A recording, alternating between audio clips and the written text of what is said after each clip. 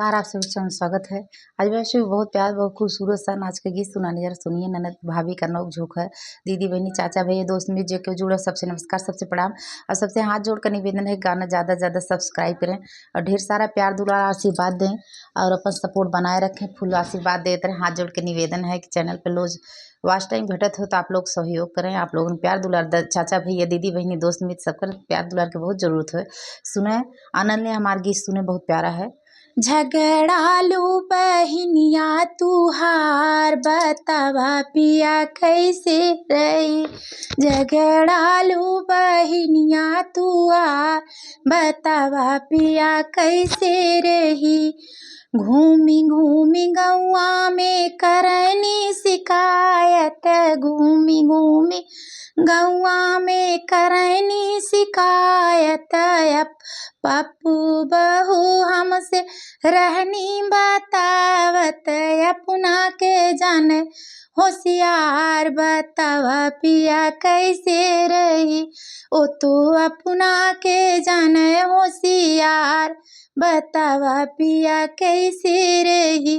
झगड़ालू बहिनिया तुहार बतावा पिया कैसे रही। झगड़ालू बहिनिया तुहार बतावा पिया कैसे रही। जोन लेके आयल रहा तू हो गहनवा, लेके आयल रहला जवन तू गहनवा। पहिरे ना पैली पिया एको दिनवा, पहिरे ना पैली पिया एको दिनवा। हमरे दहिया से लेहली उतार बतावा पिया कैसे रही। हमरे दहिया से लेहली उतार बतावा पिया कैसे रही।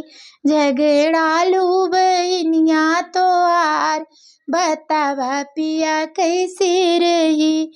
कुछ दिन के बात और बाटरनिया, कुछ दिन के बात और बाटरनिया।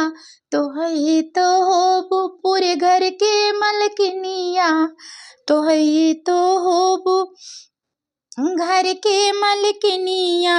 फिर चली हुकुमवा तोहार ए रानी तनी सबर करा। फिर चली तुहार सरकार ए रानी तनी सबर करा। फिर चली हुकुमवा तुहार ए रानी तनी सबर करा। फिर तुहरे चली सरकार ए रानी तनी सबर करा।